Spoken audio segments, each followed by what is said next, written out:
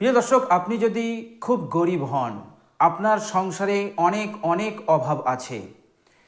প্রিয় দর্শক, আজকে যে মূল্যবান আমলটি বলবো, এই আমলটি যদি আপনি আজ থেকে শুরু করে দেন, ইনশাল্লাহ আল্লাহ সুবহানাহু ওয়া তাআলার রহমতে অল্প দিনেই আল্লাহ পাক আপনাকে সম্পদশালী বানিয়ে দেবেন। আল্লাহ পাক আপনাকে বড় ধনী বানিয়ে দেবেন। প্রিয় দর্শক, আমলটি খুবই পরীক্ষিত আমল। ধরুন আপনার কিছুই নেই, আপনি একেবারে নিঃস্ব, কিছুই নেই। আপনি যদি এই আমলটি করেন, আল্লাহ পাক, বিশ্বাস করুন, আল্লাহ সুবহানাহু ওয়া তাআলা এই আমলের বরকতে নিজ রহমতে আপনাকে ওই নিচে থেকে একেবারে উঁচুতে তুলে দেবেন। আল্লাহ পাক জিরো থেকে আপনাকে কোটিপতি বানিয়ে দেবেন। বলুন সুবহানাল্লাহ। প্রিয় দর্শক, আমলটি এক সাহাবী করতেন রাদিয়াল্লাহু তাআলা আনহু, আর সেই সাহাবী ছিল একেবারেই নিঃস্ব। সেই সাহাবী যখন মক্কা থেকে মদিনায় হিজরত করেন, তখন তার কাছে কিছুই ছিল না, একটা টাকা পর্যন্ত ছিল না। সেই সাহাবী এই আমলটি করতেন। আল্লাহ পাক এই আমলের বরকতে আল্লাহ সুবহানাহু ওয়া তাআলা নিজ রহমতে সেই সাহাবীকে বড় সম্পদশালী, বড় ধনী বানিয়ে দিয়েছিলেন। বলুন সুবহানাল্লাহ। প্রিয় দর্শক, শুধু তাই নয়, আল্লাহ নবী সাল্লাল্লাহু আলাইহি ওয়াসাল্লাম সেই সাহাবী সম্পর্কে বলেছেন যে আমার ওই সাহাবী জান্নাতি। বলুন সুবহানাল্লাহ। প্রিয় দর্শক, বিশ্বনবী সাল্লাল্লাহু আলাইহি ওয়াসাল্লাম দুনিয়ার বুকে 10 জন সাহাবীকে জান্নাতের সুসংবাদ দিয়েছেন, আর সেই 10 জনের মধ্যে এই সাহাবীও একজন। সুতরাং আল্লাহ সুবহানাহু ওয়া তাআলা সেই সাহাবীকে মালামাল করে দিয়েছেন। দুনিয়ার বুকেও আল্লাহ পাক তাকে মালামাল করেছেন, এবং মৃত্যুর পরের জিন্দেগিতেও আল্লাহ পাক তাকে মালামাল করে দিয়েছেন। সেই সাহাবীর এই আমলটি ছিল, অর্থাৎ তিনি এই আমলটি পাবন্দির সহিত করতেন, ফলে আল্লাহ সুবহানাহু ওয়া তাআলা তার জিন্দেগিকে চমকে দিয়েছেন। ইমানে, আমলে, সম্পদে, সব দিক দিয়ে আল্লাহ সুবহানাহু ওয়া তাআলা সেই সাহাবীকে মালামাল করেছিলেন। প্রিয় দর্শক, শুধু তাই নয়, এই আমলটি এতটাই মহত্বপূর্ণ, গুরুত্বপূর্ণ। এই আমলটি করলে আল্লাহ সুবহানাহু ওয়া তাআলা আপনার জীবনের তামাম গোনা রাশিকে তিনি ক্ষমা করবেন, এবং মৃত্যুর পর কাল কিয়ামতে আল্লাহ পাক আপনাকে জান্নাত দান করবেন। বলুন সুবহানাল্লাহ। প্রিয় দর্শক, আমরা এর চাইতে আর কি চাই? এই 3টে জিনিস পেয়ে যাওয়াই তো বিরাট বড় কামিয়াবির ব্যাপার।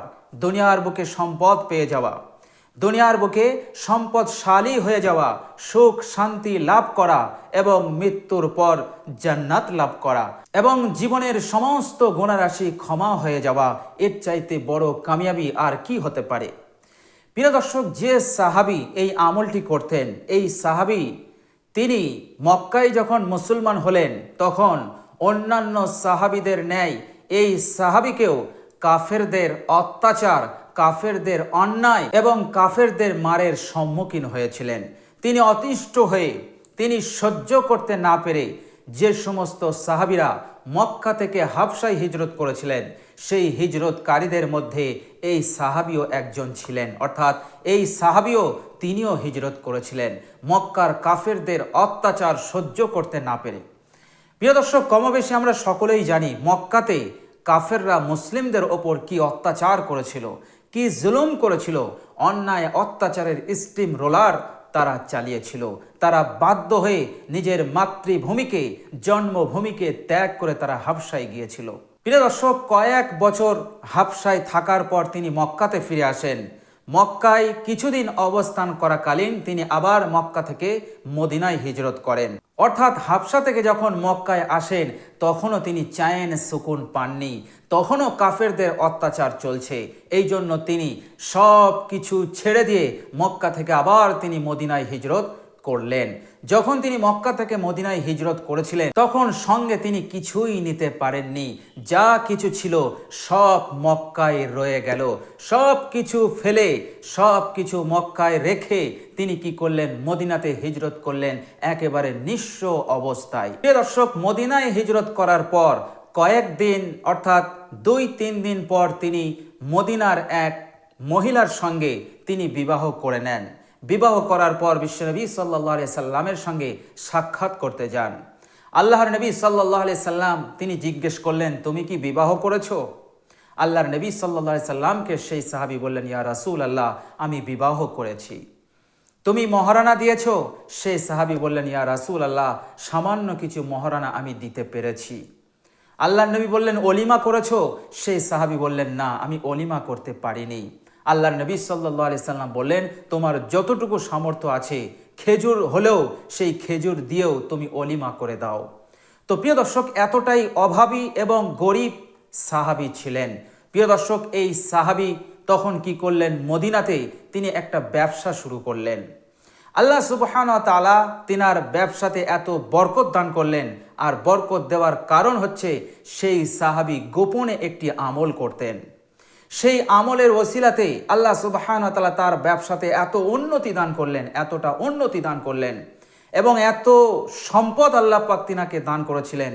সেই সম্পদকে যদি এখন হিসাব করা হয়, বর্তমান সময়ে যদি তিনার টোটাল সম্পদের হিসাব করা হয়, তাহলে হিসাব দাঁড়াবে তিনার সম্পদের পরিমাণ ছিল 500 বিলিয়ন মার্কিন ডলার। বলুন সুবহানাল্লাহ। প্রিয় দর্শক, এই পৃথিবীর বুকে বর্তমান সবচাইতে বড় ধনী যিনি, তিনি হচ্ছেন বিল গেটস। 2016 সালে তার সম্পত্তির পরিমাণ ছিল 75 মিলিয়ন ডলার। সুতরাং বোঝা যাচ্ছে বিল গেটসের যে সম্পত্তির পরিমাণ, সেটা সেই সাহাবীর ধারে কাছে যাবে না। এত সম্পদ আল্লাহ সুবহানাহু ওয়া তাআলা সেই সাহাবীকে দিয়েছিলেন। বলুন সুবহানাল্লাহ। আবার এত সম্পত্তি পেয়েও তিনি আল্লাহকে ভুলেননি, আল্লাহর হুকুমকে ভুলে যাননি, রাসূলুল্লাহ সাল্লাল্লাহু আলাইহি সাল্লামের আদেশ নিষেধকে তিনি ভুলে যাননি। তিনি পরিপূর্ণভাবে দিনের খেদমত করেছেন, দিনের কাজ করেছেন, আল্লাহ পাকের ইবাদত করেছেন, আল্লাহ পাকের হুকুম আহকামকে তিনি মেনে চলেছেন। ফলে আল্লাহর নবী সাল্লাল্লাহু আলাইহি ওয়াসাল্লাম জান্নাতের সুসংবাদ দিয়েছেন এই দুনিয়ার বুকে থাকতে থাকতেই। তো প্রিয় দর্শক, সেই সাহাবী কে? সেই সাহাবীর নাম হচ্ছে আব্দুর রহমান বিন আউফ রাদিয়াল্লাহু তাআলা আনহু। আল্লাহর নবী সাল্লাল্লাহু আলাইহি ওয়াসাল্লাম নিজে বলেছেন, আব্দুর রহমান বিন আউফ ফিল জান্নাহ। আব্দুর রহমান বিন আউফ রাদিয়াল্লাহু তাআলা আনহু হচ্ছেন জান্নাতি জান্নাতি। বলেন সুবহানাল্লাহ। তো প্রিয় দর্শক, চলুন আমরা সেই মূল্যবান আমলটা জেনে নেই। প্রিয় দর্শক, আব্দুর রহমান বিন আউফ রাদিয়াল্লাহু তাআলা আনহু একটি আমল করতেন খুব গোপনভাবে। আর সেই আমলটি হচ্ছে, যখন তিনি ঘরে প্রবেশ করতেন, যখন তিনি নিজের বাড়িতে প্রবেশ করতেন, তখন ঘরের যে 4টে কোণ হয়, সেই 4 কোণে তিনি একবার করে একটি আয়াত তেলাওয়াত করতেন। আর সেই মূল্যবান আয়াতটি হচ্ছে আয়াতুল কুরসি। বলুন সুবহানাল্লাহ। প্রিয় দর্শক, মোটামুটি সকলেই আমরা আয়াতুল কুরসিটা জানি। তো তিনি যখনই বাড়িতে প্রবেশ করতেন, প্রবেশ করার পর তিনি ঘরের 4 কোণে একবার করে আয়াতুল কুরসি পাঠ করতেন। বলুন সুবহানাল্লাহ। এটা ছিল তার গোপন আমল। আল্লাহ সুবহানাহু ওয়া তাআলা এই আমলে তার রিজিকে এত বরকত দান করলেন, রিজিককে এত বৃদ্ধি করলেন যে আল্লাহ সুবহানাহু ওয়া তাআলা তাকে বড় সম্পদশালী বানিয়ে দিলেন। আল্লাহ পাক তাকে বড় ধনী বানিয়ে দিলেন। হযরত উসমান গনি রাদিয়াল্লাহু তাআলা আনহু যেমন ধনী ছিলেন, হযরত আব্দুর রহমান বিন আউফ রাদিয়াল্লাহু তাআলা আনহু তেমনই ধনী ছিলেন। প্রিয় দর্শক, বিশ্বনবী সাল্লাল্লাহু আলাইহি ওয়াসাল্লাম বলেছেন আয়াতুল কুরসি সম্পর্কে যে কোরআন শরীফের এই আয়াতটি, অর্থাৎ আয়াতুল কুরসি আয়াতটি আল্লাহ সুবহানাহু ওয়া তাআলার আরশের নিচ হতে আমার ওপর অবতীর্ণ করেছেন। বলেন সুবহানাল্লাহ। আল্লাহ পাকের আরশ, আল্লাহ পাক নিজেই বলেছেন, আর রহমানু আলাল আরশি ইস্তাওয়া। তোমাদের আল্লাহ অর্থাৎ আল্লাহ সুবহানাহু ওয়া তাআলা আরশে সমাসীন হয়ে আছেন। কেমন ভাবে সমাসীন হয়ে আছেন, এর স্বরূপ কি, এটা আমরা কেউ বলতে পারবো না। আল্লাহ সুবহানাহু ওয়া তাআলার যেমন মাহাত্ম্য, যেমন তিনার মর্যাদা, যেমন তিনার শান, সেই মর্যাদা অনুসারে তিনি সমাসীন হয়ে আছেন। সেই আরশের নিচ হতে এই আয়াতটি আল্লাহর নবী সাল্লাল্লাহু আলাইহি সাল্লামের উপরে নাজিল হয়েছে। বিশ্বনবী সাল্লাল্লাহু আলাইহি সাল্লাম বলেছেন, এটি এমন একটি আয়াত, এমন ধরনের আয়াত আমার পূর্বে কোনো পয়গম্বর, কোনো নবী কেহই পায়নি। অর্থাৎ আল্লাহ সুবহানাহু ওয়া তাআলা তাদের উপর অবতীর্ণ করেননি, কেউ পাননি। না হজরত আদম আলাইহিসসালাম পেয়েছেন, না হজরত ইব্রাহিম আলাইহিসসালাম পেয়েছেন, না হজরত ইউসুফ আলাইহিসসালাম পেয়েছেন, না হজরত আপনার নূহ আলাইহিসসালাম পেয়েছেন, না হজরত মুসা আলাইহিসসালাম পেয়েছেন। হজরত মুসা আলাইহিসসালামের ঘটনা কোরআনুল কারিমে অনেকবার বর্ণিত হয়েছে, কিন্তু তিনিও এই রকম ধরনের একটি আয়াত লাভ করতে পারেননি। আল্লাহর নবী সাল্লাল্লাহু আলাইহি সাল্লাম বলছেন, কেবলমাত্র আমার ওপর এই আয়াতটি নাজিল করেছেন। বলেন সুবহানাল্লাহ। তাহলে বুঝতে পারছেন আয়াতুল কুরসি কত বড় মাপের একটি আয়াত এবং কত শক্তিশালী এবং কত বড় মূল্যবান এই আয়াত। এই আয়াতটি যদি আপনি যখনই ঘরে প্রবেশ করবেন, ঘরের চার কোণে মাত্র একবার করে পাঠ করুন। ইনশাল্লাহ আপনি যদি নিঃস্ব থাকেন, খুব অভাবী থাকেন, আল্লাহ পাক সেই অভাব হতে, সেই নিঃস্ব হতে আপনাকে এত উঁচুতে নিয়ে যাবেন যে আপনি কখনো কল্পনা করতে পারেননি। আল্লাহ পাকের ইচ্ছা হলে আপনাকে অল্প দিনেই করোড়পতি বানিয়ে দেবেন, কোটিপতি বানিয়ে দেবেন, এত বড় ধনী বানিয়ে দেবেন যে আপনি কখনো নিজেকে ভাবতে পারেননি, কল্পনা করতে পারেননি। এত বড় মাপের মানুষ এবং এত বড় সম্মান ইজ্জত আল্লাহ পাক আপনাকে বানিয়ে দেবেন এই আমলটির উপরে ভিত্তি করে। তো প্রিয় দর্শক, খুবই শক্তিশালী, মূল্যবান এবং ফলপ্রসূ কার্যকর আমল। আজ থেকে শুরু করুন। যখনই ঘরে প্রবেশ করবেন ইনশাল্লাহ নিয়ত করুন, ইখলাসের সঙ্গে, আন্তরিকতার সঙ্গে একবার করে আয়াতুল কুরসি পাঠ করে নেবেন।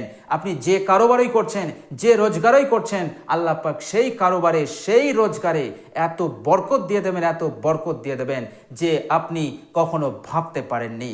তো প্রিয় দর্শক, খুবই মূল্যবান আমল, সকলেই চেষ্টা করবেন এই মূল্যবান আমলটি করার। প্রিয় দর্শক, আয়াতুল কুরসি আমি একবার আপনাদেরকে পাঠ করে দিচ্ছি যাতে করে আপনারা ভালোভাবে এটা পড়তে পারেন।